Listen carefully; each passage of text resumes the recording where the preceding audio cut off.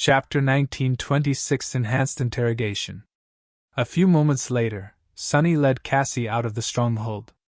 Since she was currently robbed of all her abilities except for the dormant one, she once again turned into the helpless girl he had once guided across the forgotten shore, which was both nostalgic and a little heartbreaking to see. Sunny offered her his arm, and she took it tentatively. Their physical closeness earned him a few scornful looks from the passerby, who seemed ready to beat him up as if he was some kind of despicable philanderer, with a healthy dose of envy mixed into the anger. Perhaps he was momentarily happy that Cassie could not see these reactions. Ignoring the idiots, Sunny led her toward the Ivory Island. Essence exhaustion. Of course, it was the most obvious answer. He just failed to consider it seriously because Cassie, unlike Nephi and Sunny himself, had very rarely driven herself to that state before, if ever. Which posed the question, what exactly had made her burn so much essence? The answer would have to wait until they were in a more private setting, though. As they walked, Cassie asked quietly, "Did something happen? I've been told that the king has left for the waking world. Considering how difficult it seems for him to do so, I assume that Changing Star and the Lord of Shadows had conquered the citadel." Sunny lingered with the answer. Eventually he said neutrally, "They did. However, there were complications." Cassie's grip tightened. What kind of complications?" He grimaced. It was not impossible for Master Sunless to know, but it was definitely a bit strange. Sadly, Cassie seemed to have been too agitated and left him no choice but to answer. Sunny looked ahead somberly. "There was an ambush. Quite a devious one, so much so that it almost ended in disaster. Well, technically it did. Several saints of the Sword Army are dead." He paused for a moment, and added, "Changing Star and the Lord of Shadows are fine, though." Cassie let out a shaky breath, then asked somberly, "How?" He sighed. "4 daughters of the Queen, each a transcendent of divine lineage. And 4 reflections. They also—" Sunny hesitated for a bit before finishing the sentence. "They also knew too much, while we knew too little. There seems to be a powerful diviner among them, as well as a few talented spies hiding among us." His tone was neutral, but it must have sounded like an accusation to Cassie. After all, she was the premier diviner of their small faction, no, of the entire Sword Army. This failure was, in no small part, the result of her personal failure to outperform the Oracle of Clan Song. Death Singer, most likely. It could be easily misjudged as an indictment of her inadequacy. The delicate young woman grew quiet and did not speak again until they reached the ivory tower. Sunny guided her to her personal quarters. As they were ascending the stairs, Cassie seemed to finally regain a little of her essence. She gently let go of his hand and walked the rest of the way on her own, tracing her fingers across the cold stone of the great pagoda's wall. Hidden safely in her office and protected from any potential eavesdroppers by a few special memories, they could finally talk. Luckily, Envil himself was currently away, as well. Cassie sat down in her chair and let out a heavy sigh. "What exactly happened?" Sunny leaned on the wall and crossed his arms, then said somberly, "It went after 2 citadels at the same time. The army marched where we expected it to march, but a small team of powerful saints went directly to our destination instead. They got there faster than us, as well. Of course, we don't know if they lost anyone in the process, and how many. However, they killed the Great Terror defending the citadel and claimed it. Needless to say, once we entered, we found ourselves inside Ki Song's domain." With each word he spoke, Cassie's expression darkened. Sunny remained silent for a few moments, then continued. "Worse than that, they were prepared to face me and Nephi in particular. Dark Dancer Revel and Moonveil managed to counter our aspects almost perfectly. They might not have managed such a feat alone, but with Mordred's reflections mirroring their powers, it worked. It was a tough fight. I have not felt that pressured in a long while." He slowly shook his head. "We managed to drive them away in the end, but not without heavy losses. I even gained quite a valuable boon in the process. Still, it might have gone much better if you had not suffered essence exhaustion at the same time. Finally, it was his turn to ask the questions. What did you do? How did you end up like that in the middle of the war camp? Cassie did not answer immediately, troubled by what he had said. After a while, she sighed and leaned back in the chair, touching her blindfold briefly. You mentioned that there are spies hidden among us. Sunny nodded. I did. Cassie's expression turned dark. I was interrogating those spies. That was how I spent all my essence. Huh. He considered her words for a few moments. Since when have you become Valor's interrogator? A bitter smile twisted her lips. Cassie took a deep breath, then shrugged. Since Anvil decided to use me as one, I guess. The situation was difficult. I don't know how Valor managed to sniff out and capture those spies, but they proved too seasoned and zealous to betray the secrets of their queen. None of the memories Valor usually uses to get the truth out of people worked, and their interrogators failed as well. Torturing these people would have been of no use, and so, I guess the king remembered that I can read people's memories. So I was summoned. Sunny scowled. Cassie's aspect did, indeed, make her a terrifying entity to those who wanted to keep secrets. However, violating the memories of captive people seemed like quite a vile affair, and one ill-suited for the beautiful song of the fallen. The fact that Anvil had forced her to do something so dirty irked Sunny to no end. Not that he thought that Cassie was above doing such vile things. He was pretty sure that she would stop at nothing to achieve her goals, no matter how brutal or distasteful. It was just that the King of Swords did not know that, so what right did he have to make such a demand of Cassie? That bastard. I'll kill him slowly one day, or swiftly, from the shadows, and stabbing him in the back. Either worked. Cassie, meanwhile, rubbed the bridge of her nose.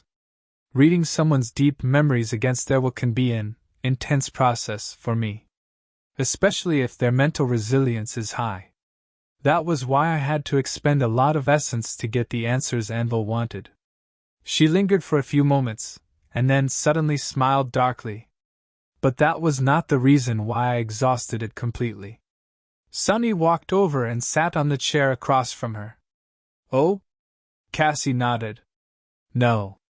The real reason is that I used that chance to get the answers I myself wanted. Answers about song and valor, which might lead us to learn more about the sovereigns, perhaps even their weakness. Her smile faltered, then disappeared. And I did. Although, it is only a thread. We will need to keep pulling it to find the truth. Sunny leaned forward a little.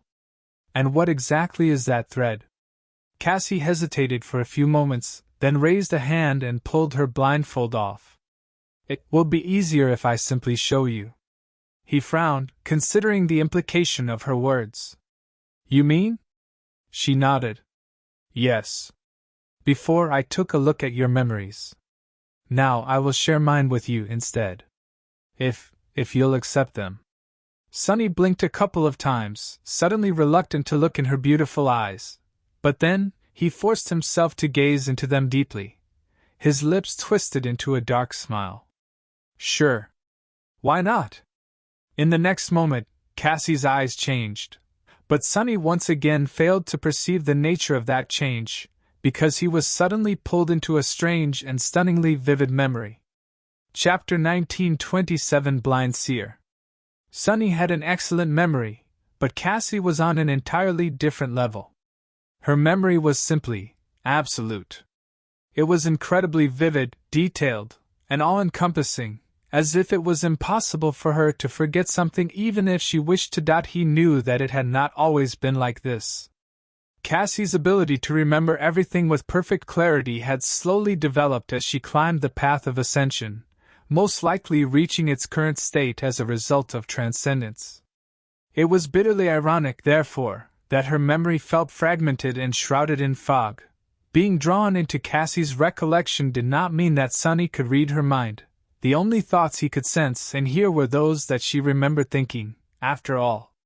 However, he could still feel how burdened she was by the shattered nature of her past.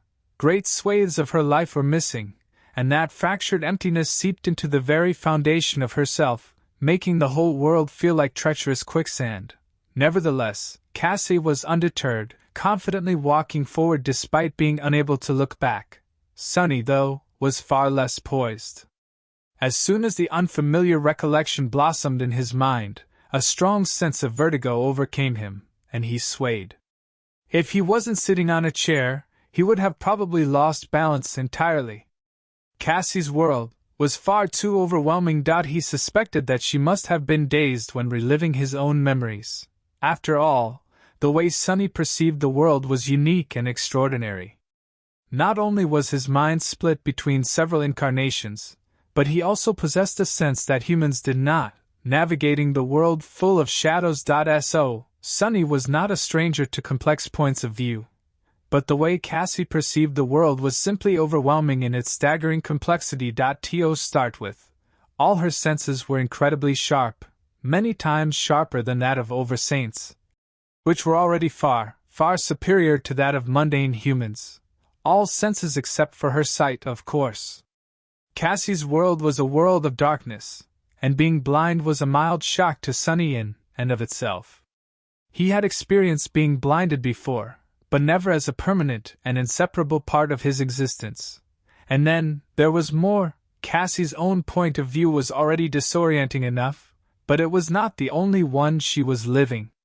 As she was walking down a stone corridor, she was also perceiving the world through several other people. There was Nephi's, leaving the expedition force of the Sword Army behind to descend into the hollows.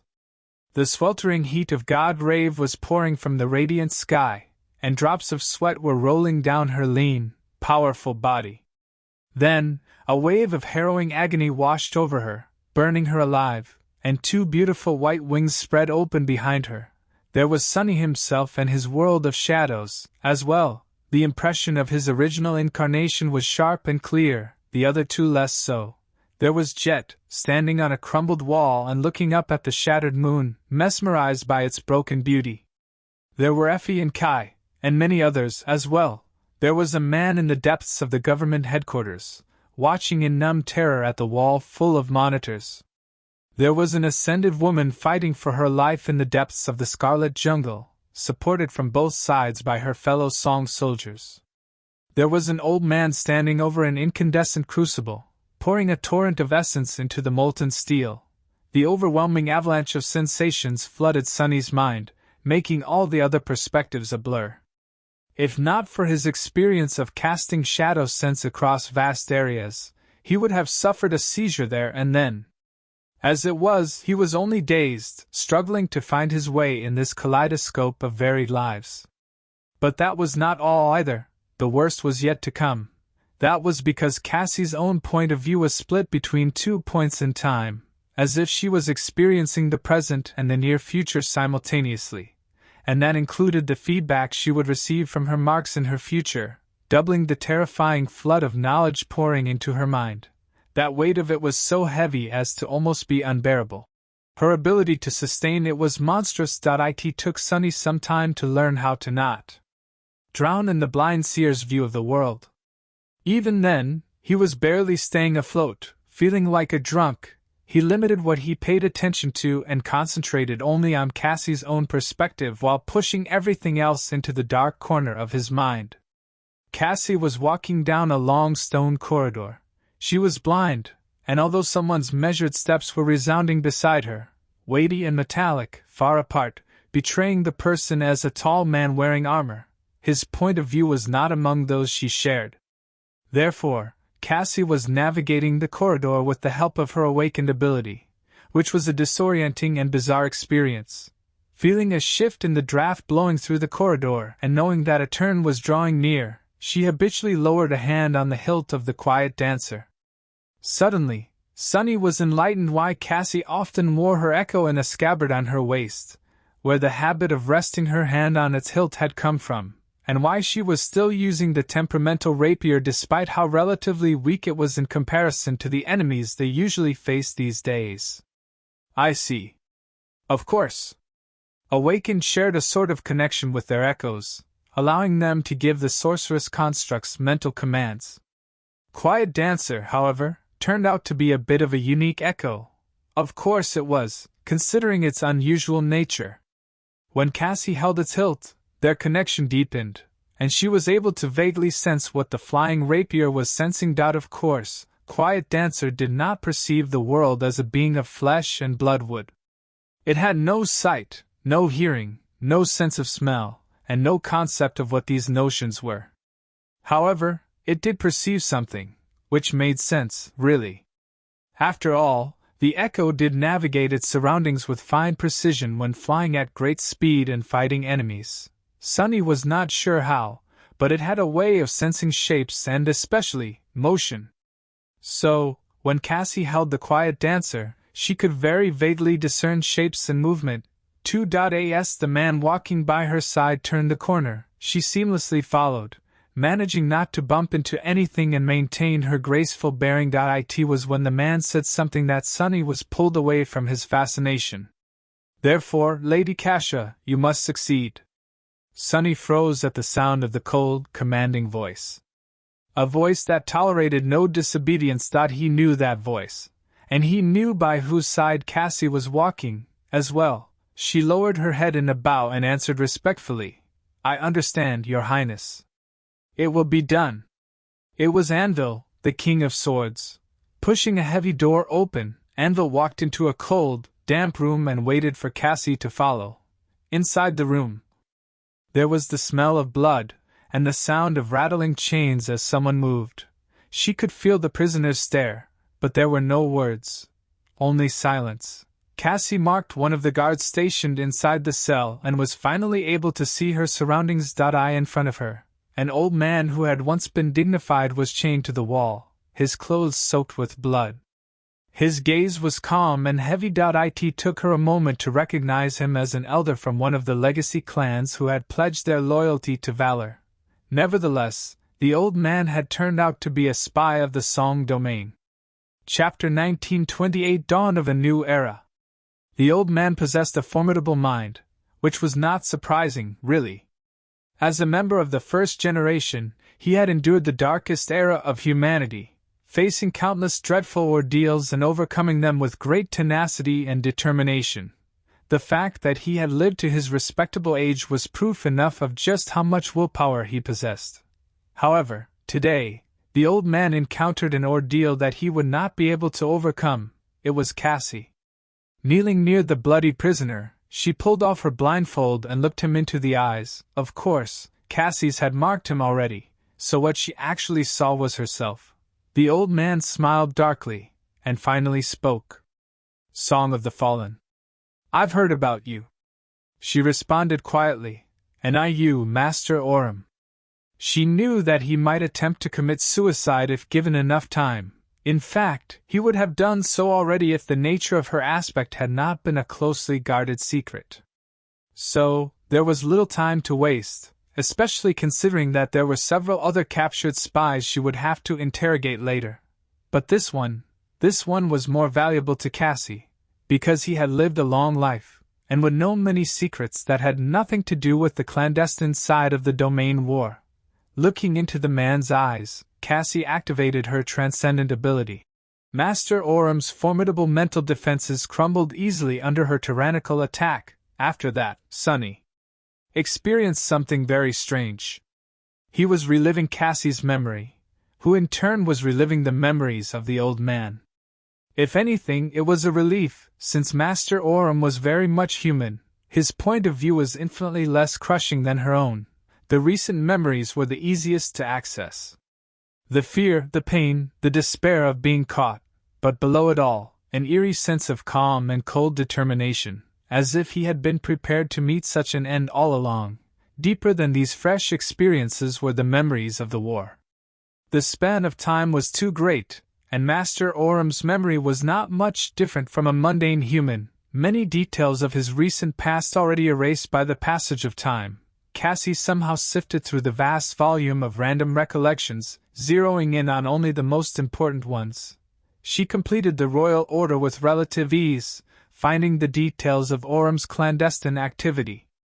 How long he had been relaying information to Song, what methods he used, which secrets he had shared, who were his contacts in the Sword Army, and so on. It was eerie and frightening, how easily she had learned his most precious secrets, and how helpless the stalwart old man was in front of her. However, even after learning everything the King of Swords wanted to know, Cassie showed no sign of having achieved her goal. Instead, she kept looking into Orum's eyes, diving deeper into his memories, deeper, and deeper still, until his whole life was laid open in front of her like a book. There were too many pages in that book to read them all, but some were more solid and important than others. They were his core memories, as well as those memories that had just got stuck in his mind for one reason or another, sometimes for no reason at all. Even there were too numerous for her to fathom in a short span of time, without revealing her secret actions to the onlookers. So, Cassie focused even more, her mind spinning on all cylinders to find the pieces of precious information she desperately wanted to know. And there, finally, she discovered something. In the next moment, Sunny was transported into an old memory. Despite its age, however, it was incredibly sharp and vivid, hinting at how important these events were to Master Orum. And only a few seconds later, Sunny understood why. The city was on fire, and acrid smoke shrouded the streets. Military vehicles lay on the melting asphalt like corpses of metallic beasts, their armor bent and torn to shreds.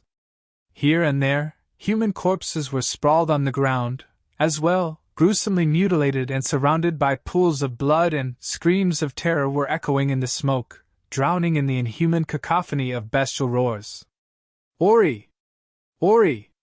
Orum, a slender young man on the cusp of adulthood, had been running for his life, overcome by pain and despair.